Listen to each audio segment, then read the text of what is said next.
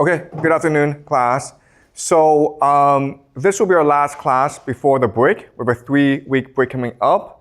I hope that during these 3 weeks you have a chance to reflect on what we've learned, because when we come back, we'll continue to build on the ideas that we've learned so far. And so today I want to talk about the meritocracy. The meritocracy means that people should succeed based on their talent, their ability, and their hard work. And in theory, this sounds like a good idea.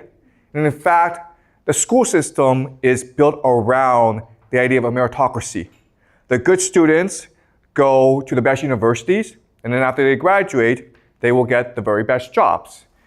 That's the idea. But what I will show you today is that there are actually lots of problems with the meritocracy.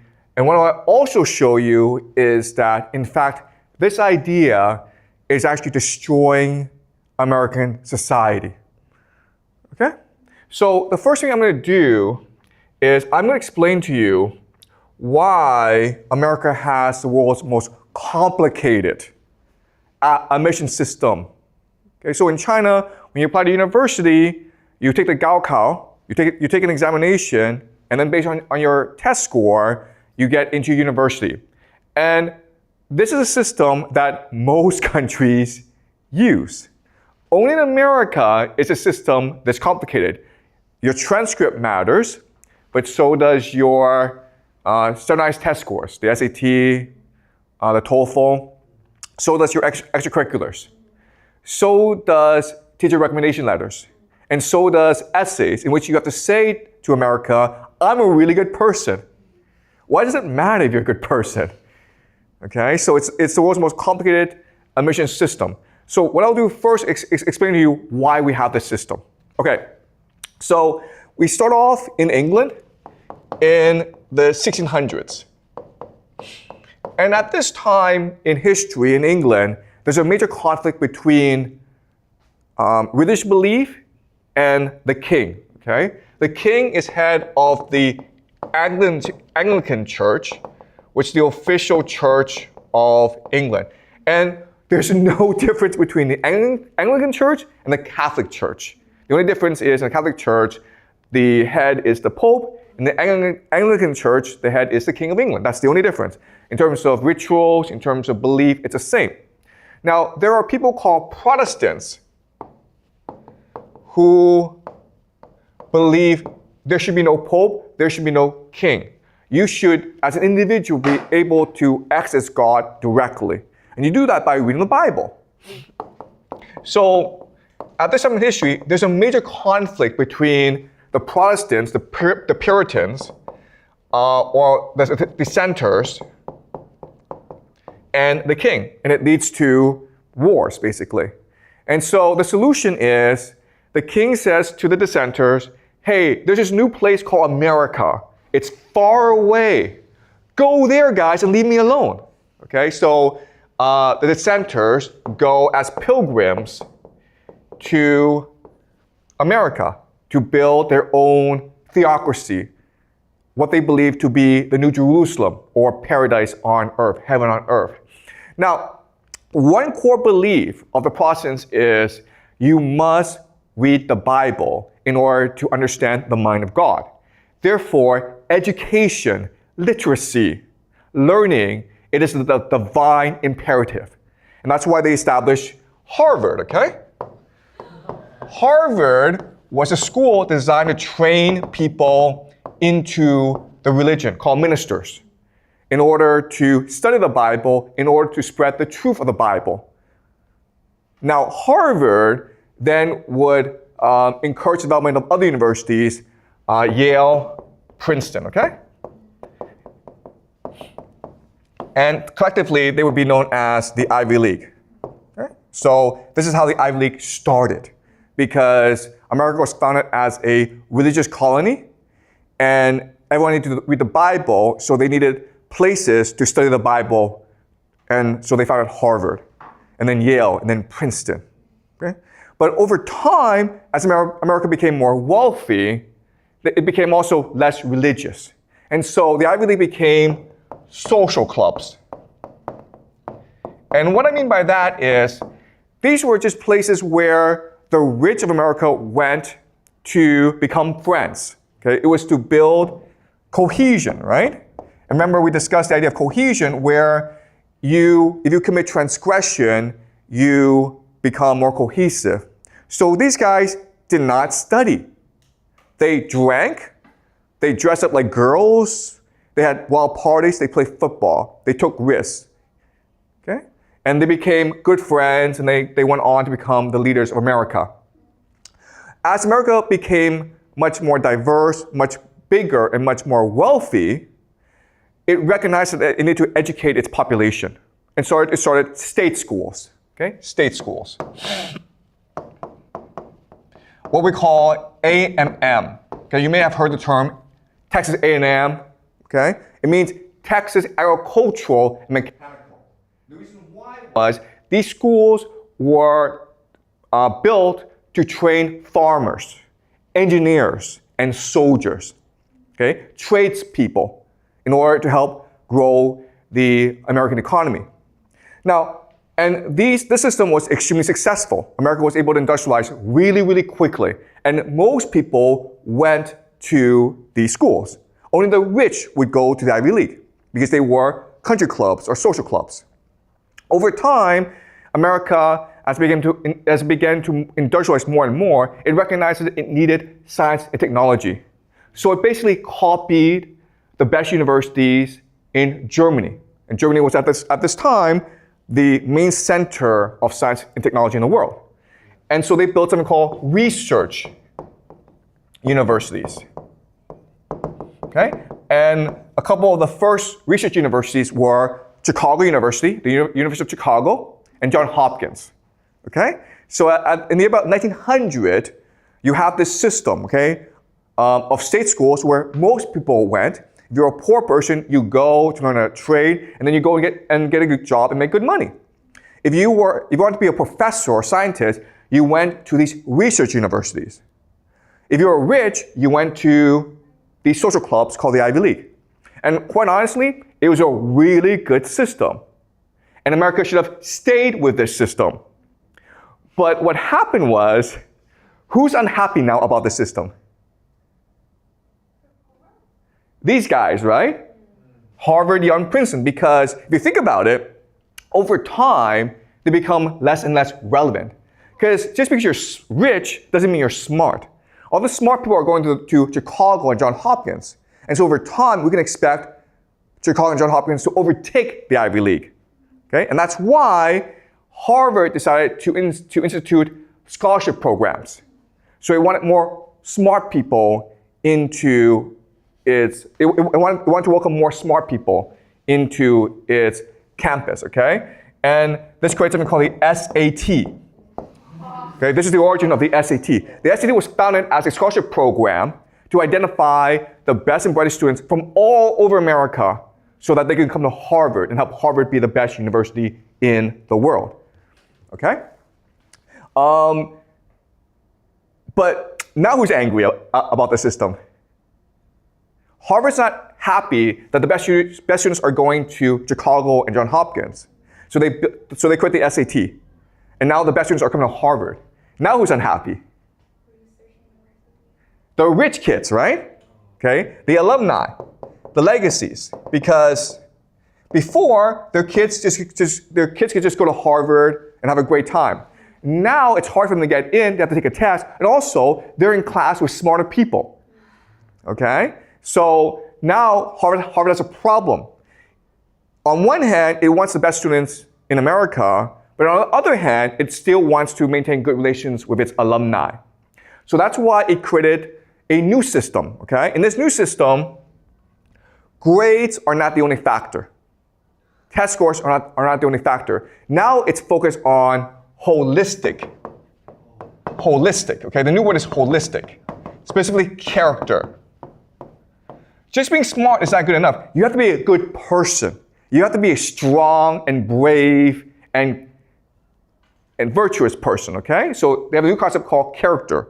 But this word was created to basically keep Jews out, okay? Because Jews are really smart, but Jews like to read books, so they're not good at sports.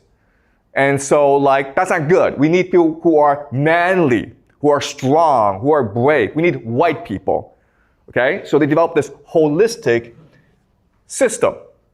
And that's why we have the system that we have today, where it's not just test scores, it's essays, it's transcript, it's teacher recommendations, because they want to identify the Jews and keep them out, okay? Today, we have the system to identify both the Jews and the Asians, keep them out. Yes? They would even identify for your household. Like they would ask for your profile. Exactly.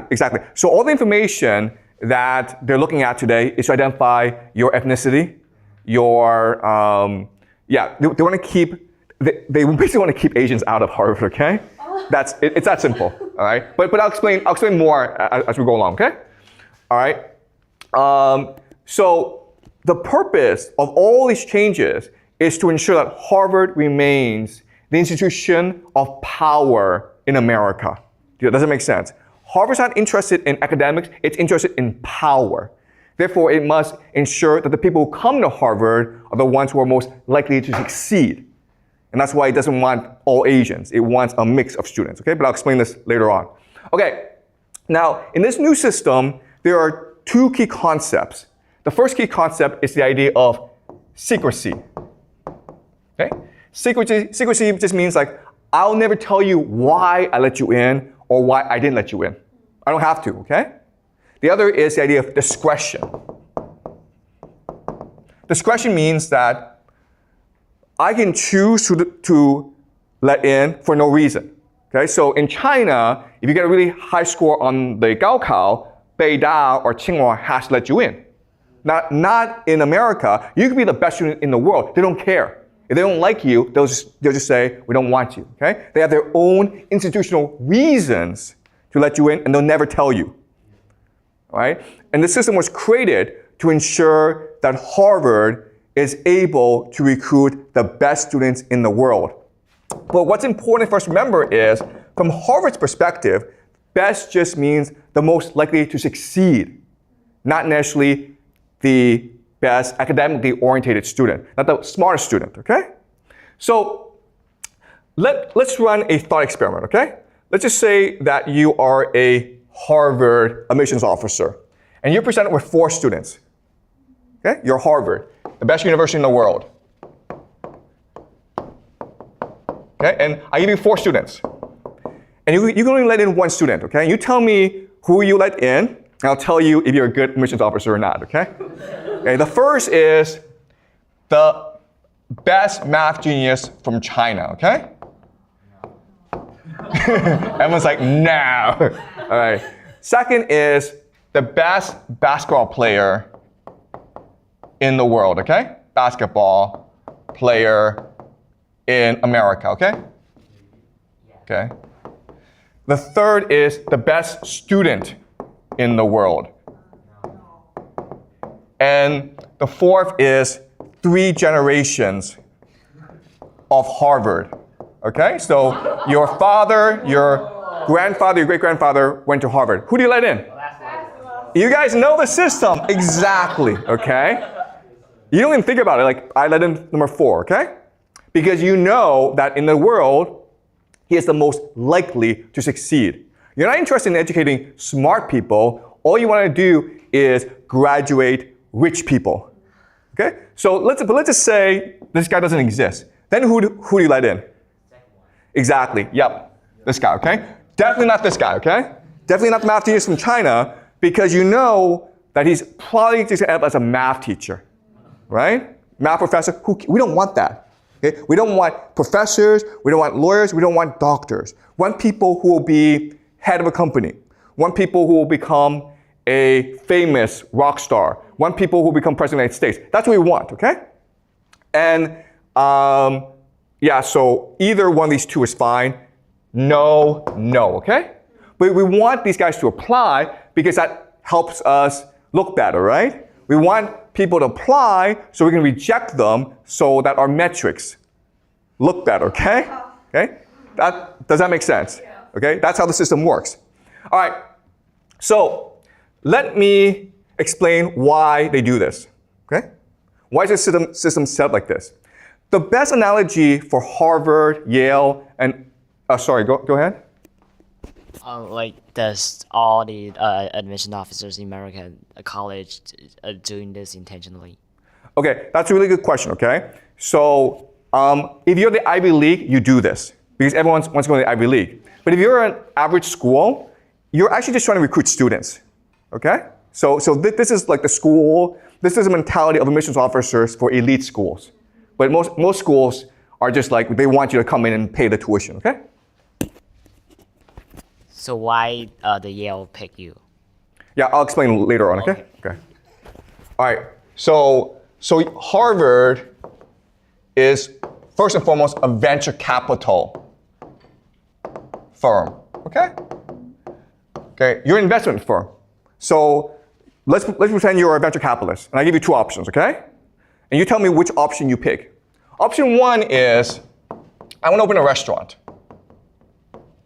and I need $1 million from you. Okay? But guess what, guys? My uncle works for the government. So I can guarantee that he and his friends will come to my restaurant every single day. And so there's no risk. There's absolutely no risk involved. I guarantee we'll make at least $500,000 a year. No risk, easy money, okay? Number two is, I want to start a website that's AI and Bitcoin and all this, okay? Problem is, I don't even know how to write code. I have no experience doing a website, and my idea isn't really fleshed out. But if it works, we can make $1 billion, guys, okay? So, option one is low risk, really good plan, solid returns, $500,000 a year, okay? Option two is concept, vague idea. I have absolutely no experience doing any of this, but we could possibly make $1 billion, okay? Which option do you take? Okay, you always take this, guys, okay? Right? Because you don't need $500,000. That's boring. You want $1 billion. And that's the mentality of Harvard. You understand? They want to take a risk on you. They don't want students who are solid and who become a professor. That's boring, okay? They want crazy people who will change the world because that makes Harvard look good.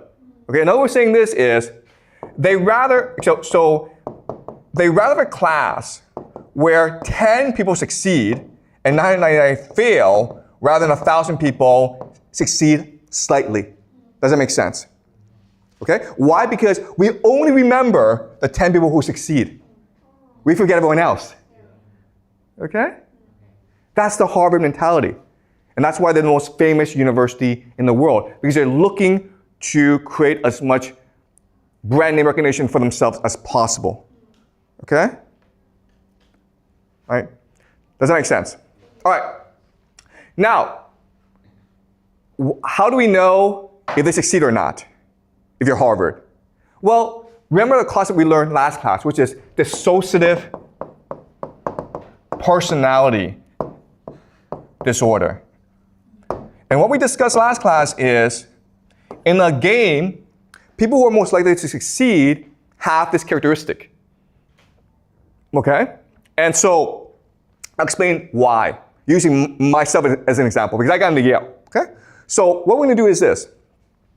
We're going to examine my application to Yale. And then we're going to look at how the admissions officers would perceive application and how they would judge my potential, okay? So 3 things. The first is what my application actually says. Second is they will examine my background. And the third is they will then judge my potential. Okay? All right, so my application. All right, so I went to a public high school. It was good, but it's not a private high school. You get a better education on a private high school. Plus, it's in Canada, okay? Which is everyone's kind of stupid in Canada, okay? So, and I was top 10 of 200 kids. So it's good, but it's not number 1. It's not number 2. It's just top 10, okay? I was number 10. My SAT was 1,400 out of 1,600.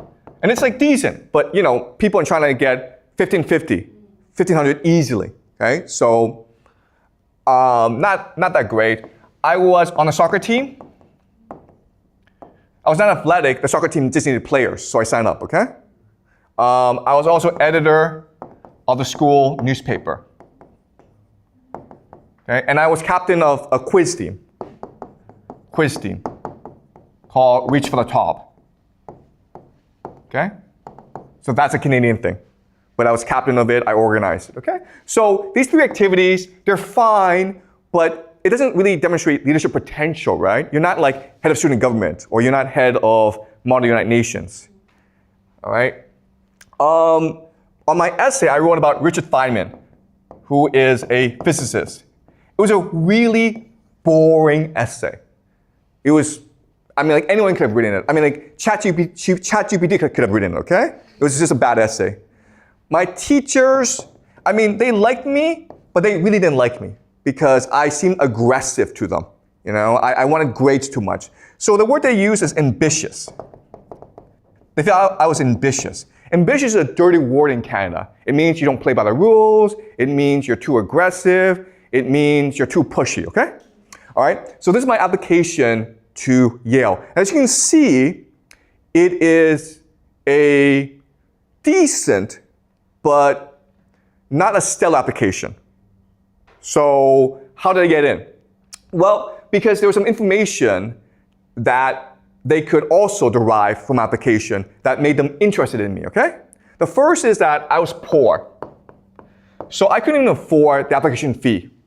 I had to apply for a waiver for my application, for my application, okay? So I was poor because I was an immigrant. So I was born in China in 1976, and my family went over when I was in 1983 when I was like 6, okay? So I was a poor immigrant in Canada.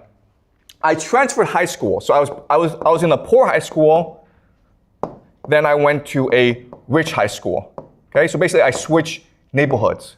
My family lived in a poor neighborhood, and then I applied to go to a rich high school in a different neighborhood. So I had to take the subway there every day, and I spent like half an hour on the subway. And guess what, guys? Canadians don't like that, okay? Canadians want you to stay where you are, and that's it. So when I told my high school principal that I was going to transfer high schools, he got very upset. And he said that I'm going to write a discipline letter, okay? A discipline letter, and it's a very serious thing. And I'm going to put it in your folder so that when you apply to university, they will know that you were suspended from the school. And like that's basically like a really bad thing, okay? I got this discipline letter, and when I went to the rich high school, I had no friends. Why? Because they didn't like me. Because they don't like it when someone new comes in. Okay, I didn't know their culture. I'm sort of like ambitious, and I was grade grubbing. But the thing is, I was desperate because my family was very poor, and I wanted a better life. Okay. So again, they know all this. Okay, they know I'm an average student, and they know that I'm pushy and ambitious, and that's why Yale let me in. Because it's clear from this information that I had dissociative personality disorder. Okay, what does that mean? It means, first of all, I'm desperate. Okay? Desperate means like, if I don't get into Yale, I'll probably kill myself. I mean, if I didn't get into Yale, I would drown. I couldn't breathe. It was a life or death issue for me. They can see the desperation. They want that, okay? Second thing is, I was insecure, okay? If you're an insecure person, it means you're not happy with who you are. It means there's a void in your heart. And therefore, the way to fill the insecurity is through achievement, okay? So, if I made $1 million, I wouldn't be happy. I would need to go make $2 million. If I made $10 million, I would see people around me who had $100 million, and I would be like, I need to go make $1 billion, okay? So an insecure person sees the world as a competition. And you're always achieving. Okay? And that's how you succeed. Okay? And the third thing is I was not a moral person, okay? I was ready to break the rules in order to succeed, transgressive. Okay? So I was not supposed to leave my poor high school and go to a rich high school. That's breaking the rules in Canada. It's not illegal, but you're not supposed to do that. And I didn't care. The principal said I couldn't do that. I said to him, screw off. I'm still going to do it. I went to the rich high school. Everyone said to me, you're not welcome. I said, I don't care. I'm going to get my good grades, and I'm going to get into the Ivy League. I don't need you guys. Okay? So they saw the desperation. They saw the insecurity. They saw the hunger and the immorality. And this is all part of dissociative personality disorder. And that's why they let me in. Because it's possible I go crazy, okay? It's possible I become depressed, but it's also possible I change the world. Okay? Does that make sense? That's how they think. Because they're a venture capital firm. They're looking for the riskiest investment with the best possible return. They're looking for people who can become president of the United States, who can change the world, who can make a name for themselves. Because if they do that, that makes Yale look good. So you remember the name, okay? It's all about brand name recognition. Okay? Does that make sense? All right. Okay. So you're like, okay, well, this is fine, and what's wrong with the system, okay? Why would this be a bad thing? It works. Why would this be a bad thing? Well, the problem with this is because Yale, Harvard, and Princeton is so powerful, not only are they looking for people with trauma, okay? I was traumatized as a child, but they're also traumatizing the world, okay? If that makes sense.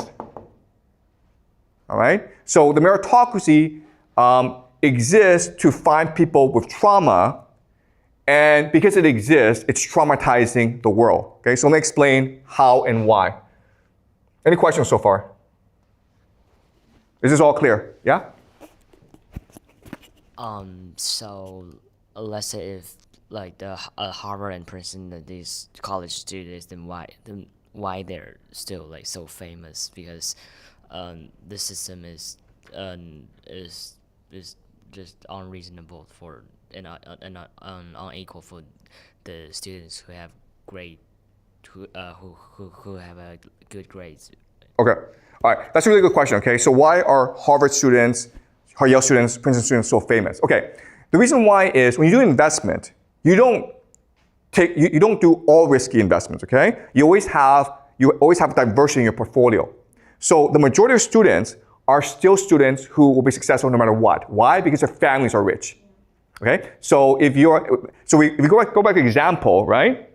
Those four, you let in the child who comes from 3 generations of Harvard graduates. Okay, and that's the majority of people who get into Harvard. And then you let in the athlete. Okay, so the athlete, the legacy, these are the people who are the majority. Those are the safe investments. And then you have like 1% of positions for people like me, who like you don't really know, but there's potential there, so let's take a risk. Okay, and quite honestly, it's a crapshoot because it's all very discretionary.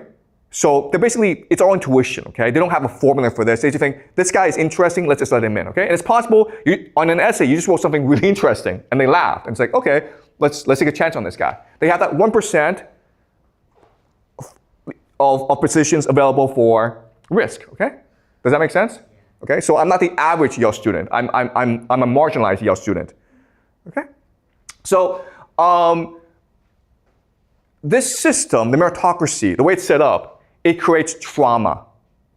Okay, so let me explain why. So let's look at university, Yale. Then we'll look at high school. Okay, then we'll look at parenting.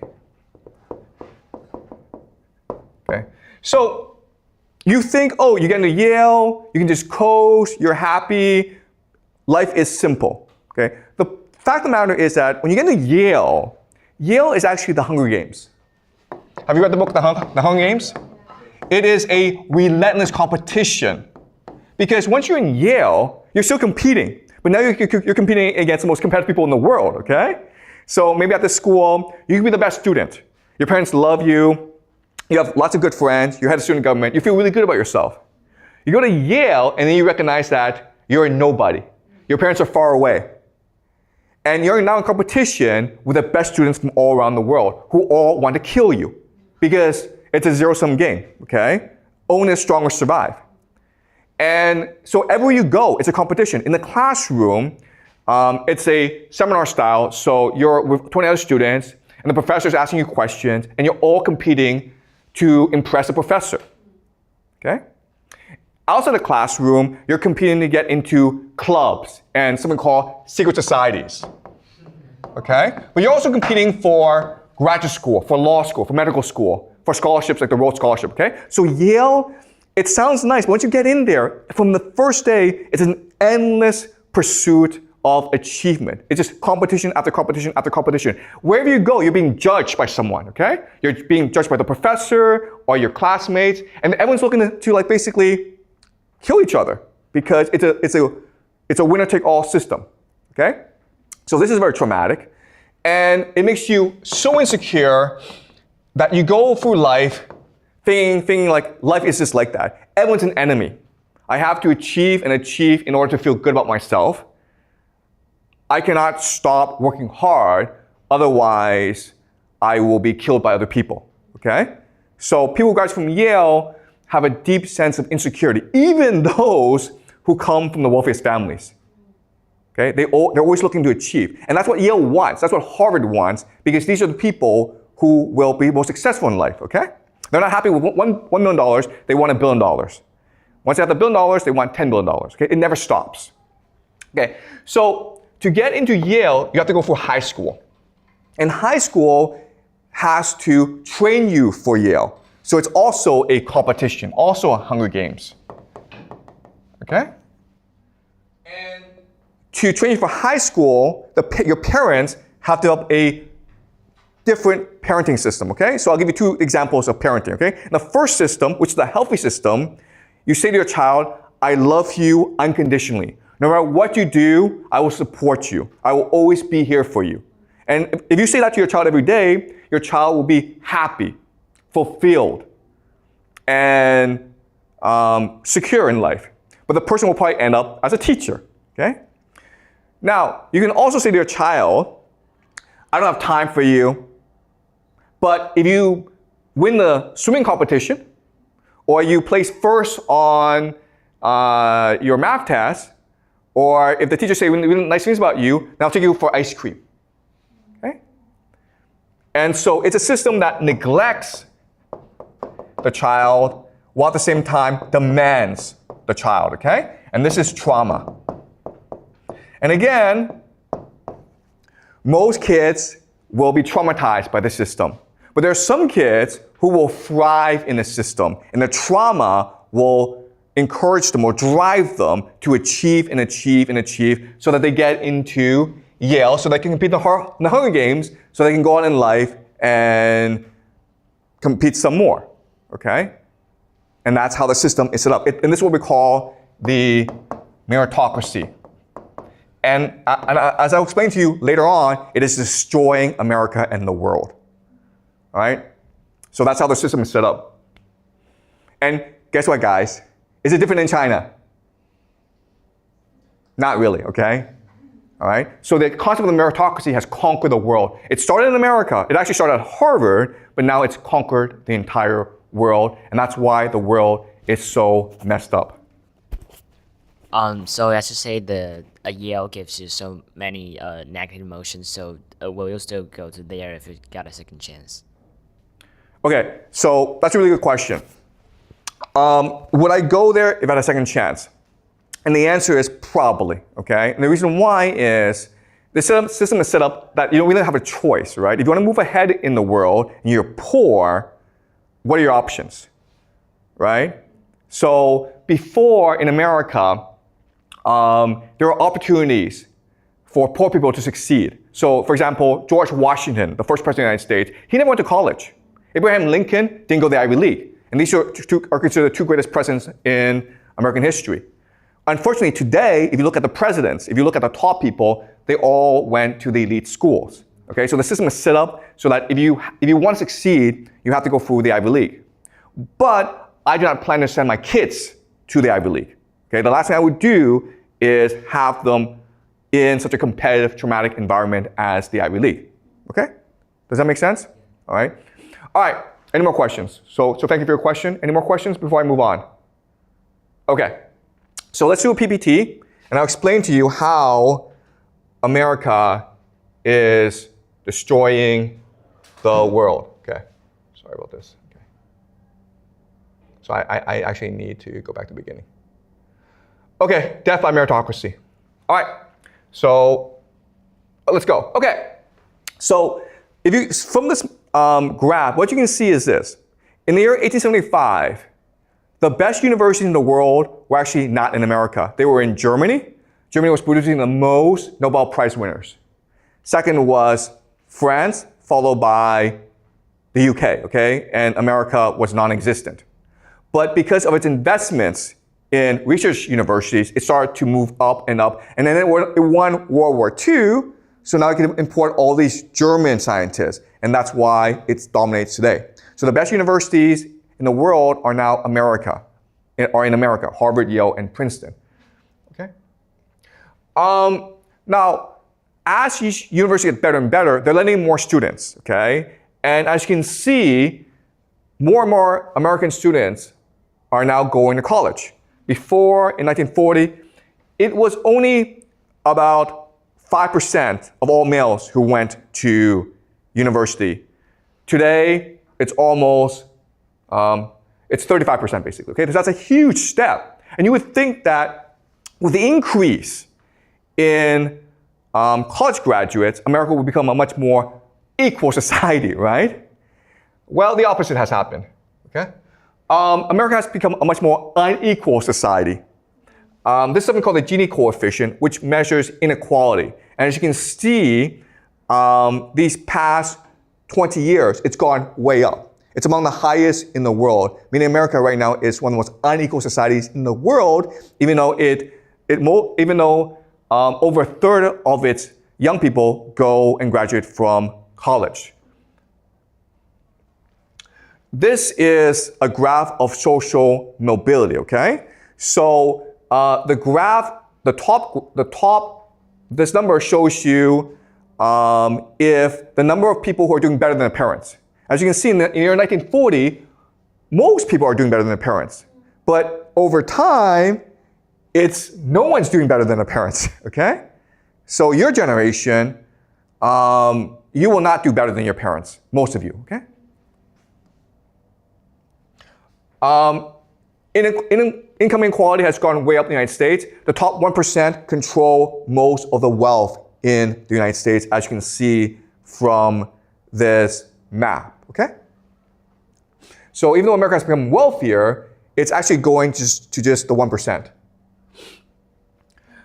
At the same time, universities are becoming much more expensive, okay? So this is leading to student debt. You can see how student loans has gone way up. So in America, student debt is the only type of debt that you can never ever get rid of. You can't declare bankruptcy. This debt cannot be gotten rid of. Okay, when you die, it passes on to your children. Okay, so this is a terrible situation for young people in America. This is actually a more stark graph where tuition has gone way up, but wages have stayed pretty stagnant. Okay? And it's leading to depression among teenagers. Okay? And also, the thing about this graph is the middle class and wealthy students are much more likely to be depressed and identify as depressed than poor students. All right? So this is leading to a crisis in America. So what has happened? Well, you have two individuals who create the meritocracy. The first is named James B. Conant, and he was president of Harvard for a couple of decades, and he was a person who brought in the SAT in order to identify scholarship students. And he made Harvard into the best research university in America. Okay?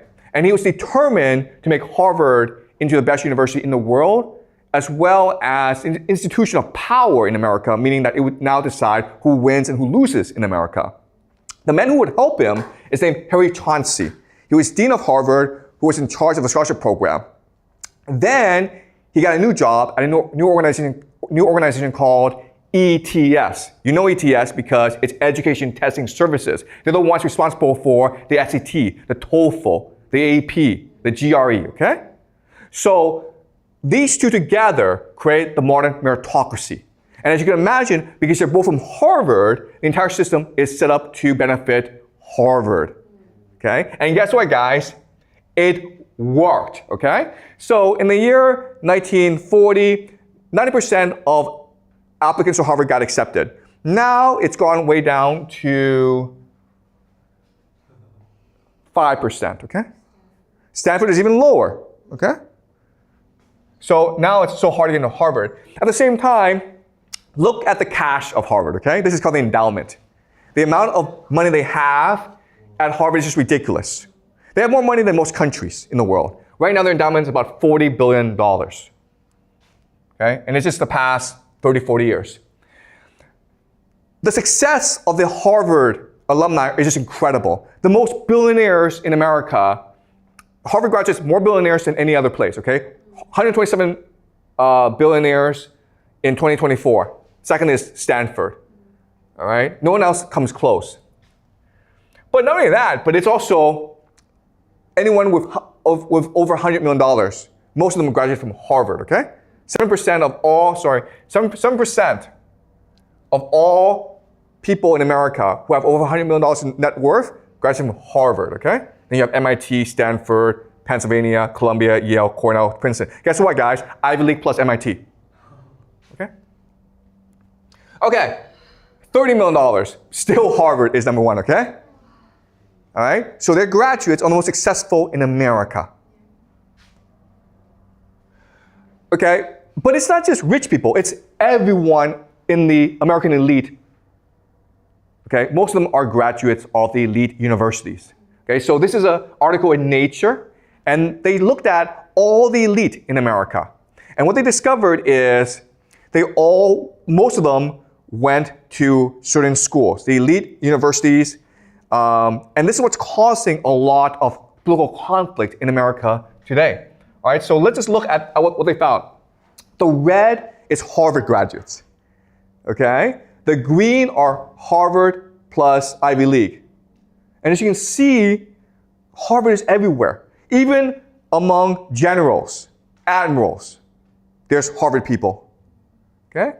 They dominate in terms of philosophers and professors, but they're everywhere. Even Pulitzer Prize winners, billionaires, New York Times bestselling authors, Fortune 500 CEOs, federal judges, senators, okay? They're everywhere. And that's the power of Harvard. This is a portion of Harvard graduates compared with the general population. This is the portion of Harvard graduates compared with the elite, okay? You see the contrast. So Harvard and Ivy League dominate America today. Okay? Now, what's amazing is Harvard people don't know they dominate Harvard. They don't know they're elite. So they did a survey, and so they asked people in these elite organizations, how many people do you think in this organization went to Harvard and other elite universities? So the red is the actual number, the blue is the estimate. So Harvard, the Ivy League, don't even know they dominate America. Okay? And you ask them like, no, it's conspiracy theory. No, you're spreading conspiracy theories. We're just average people. There's no way Harvard controls America. All right? Now, as I mentioned, at Harvard, just going to Harvard is not enough. You have to join the elite social clubs, the social secret societies. So at Harvard, there's a place called, at Harvard, everyone should join the porcelain club, okay? At Princeton, it's the Ivy Club. Okay? These are secret societies. Oh, they're not really secret, but they're senior societies, okay? They're clubs that everyone should join. At Yale, it's Skull and Bones. Okay? Skull and Bones is the most famous college secret society. They're not that secret because they like to brag that they're Skull and Bones. they're so powerful that they produce a lot of presidents, a lot of rich people, okay? 2004, okay? George W. Bush versus John Kerry. Guess what, guys? John Kerry's the Democratic nominee, George Bush is Republican nominee, right? They're both skull and bones. They're both Yale skull and bones. Okay? So it's a rigged game. Barack Obama, okay? Barack Obama, Columbia, went to Harvard Law School, but he promised hope and change. He told people in 2008 that the game is rigged against them, that he would be their champion, that he would make America more fair, okay? And he won. Why? Because, so this is his book, Dreams My Father. It was a New York Times bestseller. It basically launched his political career. He won because in 2008, the US economy collapsed. Why? Because the US banks, the US political system was controlled by Ivy League graduates, by just people who were friends with each other. And so they cheated. They became corrupt. Okay? They basically destroyed the American economy. And people protested against all of this. And Barack Obama promised that he would come in and do something about it. Okay? Well, he did do something about it. Right? So his economic team, he appointed quite a few individuals. These are the two most famous. Larry Summers, who was a Harvard graduate as well as a president of Harvard. And he was Treasury Secretary under Bill Clinton, and he was the guy who created the mess in the first place. And then Tim Geithner, who was a Dartmouth graduate, and he was the Treasury Secretary, okay? So these are friends of Wall Street who came in to save Wall Street. So a lot of critics say, it's Wall Street who created this mess, who destroyed the American economy. They should be punished, or at least they should feel some pain. If you just let them go and help them out and save them, then you create a problem called moral hazard. The idea of moral hazard is if you don't have any consequences for your mistake, you will do it again. Okay? And then Larry Summers said, no, you guys are seeing it incorrectly. We have to save the American economy. The goal is not to save the banks and my friends. The goal is to save the American people and the American economy, and that's why we're bailing out the banks by giving them free money. Okay? And then the critics were like, well, how about all these American homeowners who've lost their homes? Shouldn't we help them as well? And do you know what Larry Summers said? Moral hazard, guys. Do you understand? Moral hazard? If we help out these ordinary Americans, they won't learn anything. Okay? So, as you can see, people were angry. The banks got saved, the people got screwed over. And guess what, guys? Because of this, who did we get? This guy. Okay? This is why he won. There were millions of Americans who voted for Barack Obama because he promised hope and change. And then they voted for Donald Trump because he promised to destroy the system. Okay? That's why we have Donald Trump. Now, funny story about Donald Trump and Barack Obama. So Barack Obama and Donald Trump were always adversaries. In fact, Donald Trump led a movement which accused Barack Obama of not being born in America. He's born in America, but Donald Trump is saying, no, he was actually born in Nigeria. His father is from Nigeria.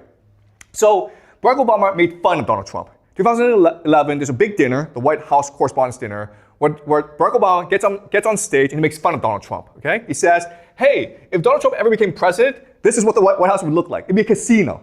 Okay? And this is funny, right? Donald Trump was in the audience that day. And everyone was laughing at him.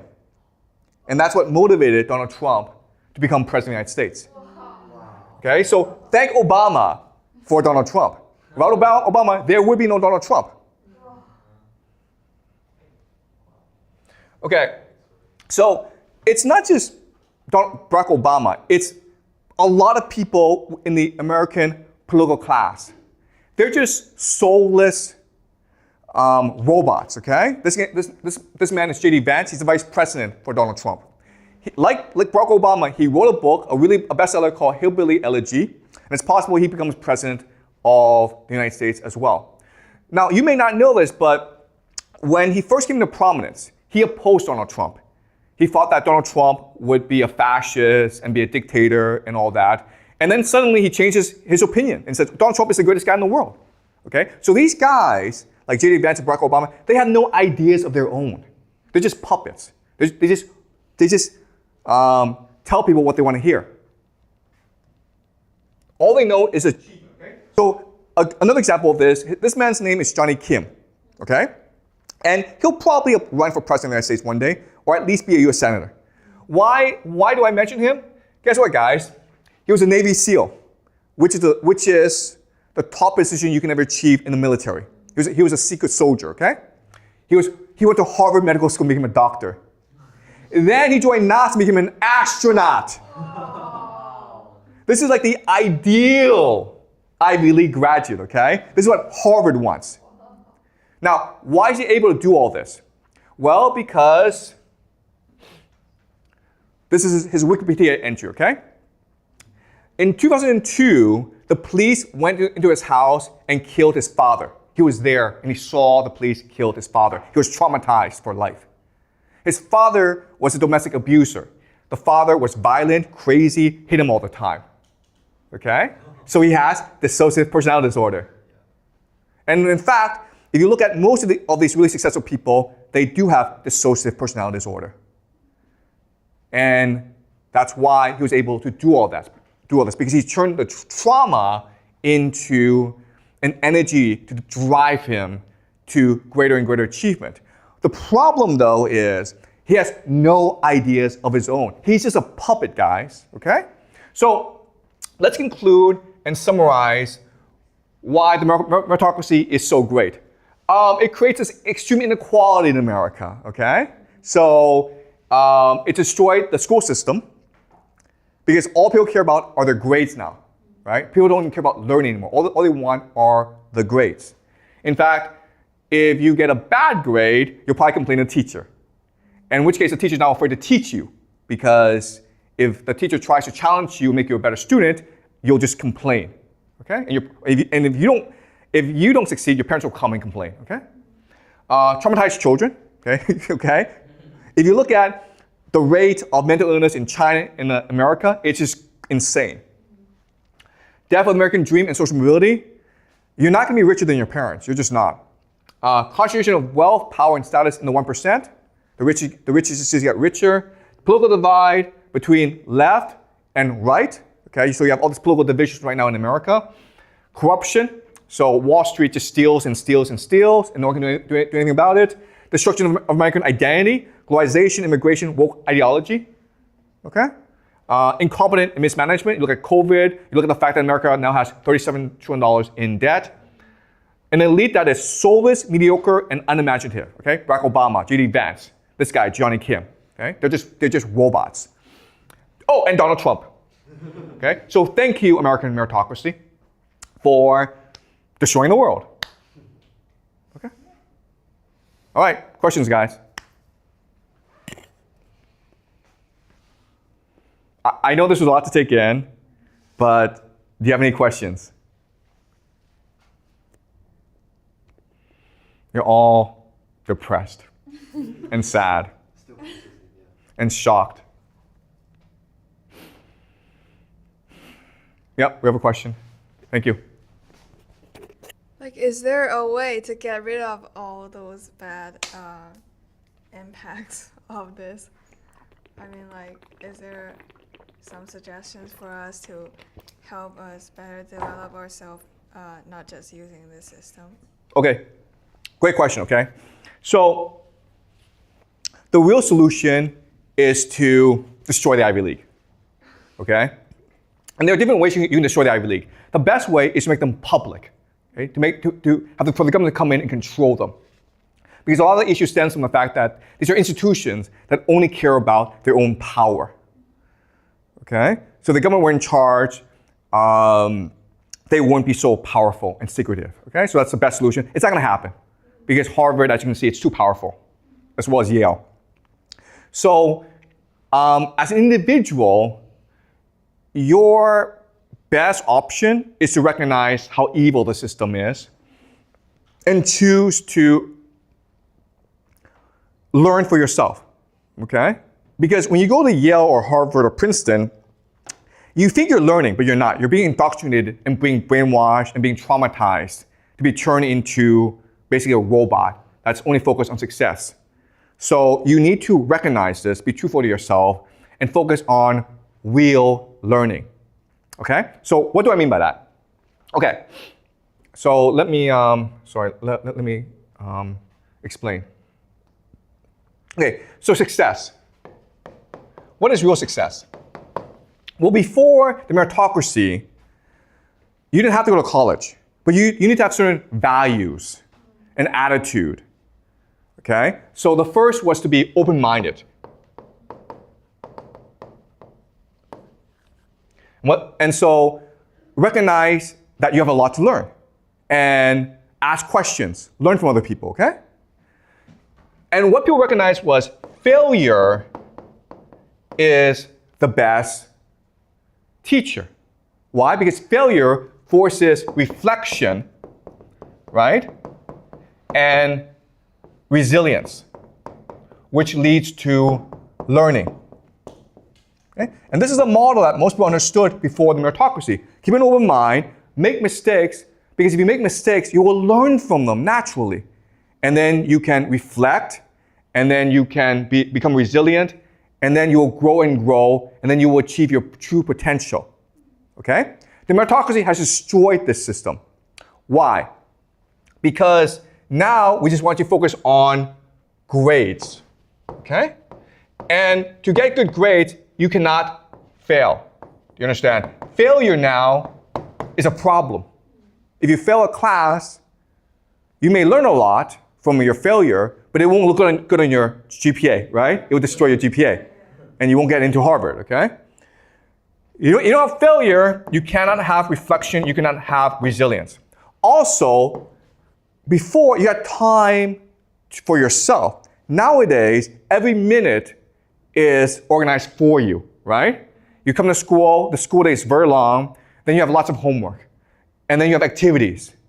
Then you have to have dinner, then all that. You don't even have time to just think for yourself, to just chill and do what you want to do, okay? It's intentional, okay? So destroying reflection, you don't have any resilience, and so you can't learn anything. So it's a really bad system because if you're like me, okay, you're just a normal person, your family's not rich or powerful, and you go to Yale and Harvard, it actually makes you fail in life. Okay, let me explain why. Okay, the first is it makes you arrogant. It makes you think, I went to Yale, therefore I know more than everyone else, so I don't have to ask questions. I don't have to learn anymore, okay? Second is that it makes you utilitarian. You only care about things that help you succeed. You're not actually interested in real learning anymore. Okay? And the third thing is all you care about is success. So you're narrow-minded. You don't want to explore, okay? You're not so creative anymore. Okay? So it's a great system if you come from a rich family, because this system trains you to go into power. But if you're just like me and you need to work hard and be talented and be committed to your passion in order to succeed, this actually destroys all that. And that's why probably the most traumatized people in America are those who came from poor families, who had the dream of going to Ivy League, who got in the Ivy League, and then they just failed in life because they don't have the ability to succeed. They don't have the reflective ability. They don't have the resilience. They're not open-minded. They don't accept failure. They're not committed to learning. They're only committed to success. Okay? So if you're rich, go to Harvard and Yale and Princeton because you'll become more rich. But if you're a poor person, going to these schools may be a mistake. Okay? Certainly for me, it was a mistake because after I graduated, I stumbled through life. For me, it was just failure after failure after failure because I want to succeed right away. Okay? I refuse to put the time and effort to learning a real skill and learning a real passion. And so in my 30s, late 20s, early 30s, I became really depressed. And honestly, I thought about killing myself, and I was playing video games every single day. I just hid in my parents' basement. And so I was traumatized by Yale. It took me a long time to get over the trauma and recognize this is a false system. Okay? Yale traumatized me, and I need to relearn to be open-minded, to embrace failure, to be resilient, to embrace learning, okay? And that's why I'm a teacher today, to teach you guys that to be successful in life, this is the formula, okay? You don't need Harvard, Yale, and Princeton. All right? All right, any more questions, guys? Yep. Well, can we do both, like open-minded and get the grades and being rich? Okay. Is it a possible thing? Yeah, that's a great question. Thank you, okay? All right. Okay, so I'm gonna have to go into some psychology here, okay? But psychologists have discovered that we have two modes of being, okay? There's the altruistic mode, and there's the utilitarian mode, okay? Okay, so utilitarian is what we call fight or flight. Okay, altruistic is just family and connections. So imagine we're back in the village, okay, and most of the time we are, yeah. But you, but you said that all the psychology is just brainwashing. Okay. Yes, psychology is not all brainwashing. There's some validity to it, okay? And so I'm not saying this is scientific fact. I'm just saying this is a good way to understand how things work, okay? All right?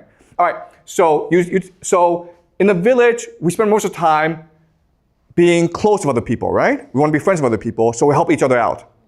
But sometimes we have to be very utilitarian. So for example, if there's not enough food, okay, or we're being attacked, guess what? Run, man. Okay? So there are these two mindsets. And what psychologists have discovered is they are mutually exclusive. It's either one or the other.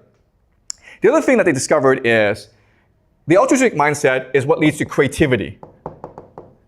Okay? Creativity, and passion, and love. Okay? And the utilitarian mindset is one that's focused on rewards, okay, like grades. So it is impossible to both want to have really good grades as well as help the world. But what's interesting is Harvard wants that, okay? So in your application, you have to say to Harvard, I have a passion. I will die for my passion. But at the same time, I want to be a billionaire. And I will die trying to be a billionaire. At the same time, I know it's important to be loyal to Harvard, so I will die being loyal to Harvard, okay? And the only people who can do this are people who have dissociative personality disorder, okay? And they can test for that in the application.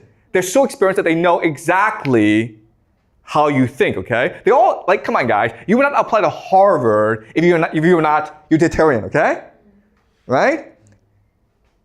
But you have to pretend you're not. And that's what makes people crazy, okay? Because you're basically an actor. Harvard wants the best actors in the world. They want people to go for like pretending that's something they're not, okay? They want Barack Obama. The problem with Barack Obama is he's soulless. He stands for nothing, okay? In 2008, he promised people hope and change. The moment he gets in office, he's like, sorry man, I was just joking. Why did you believe me?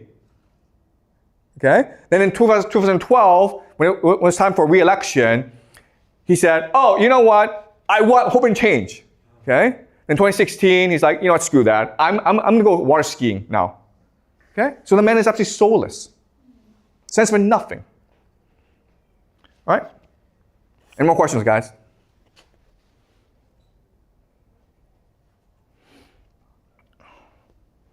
Okay. Great. So thanks for today, and I'll see you guys after the break. Okay? So we'll continue this after the break.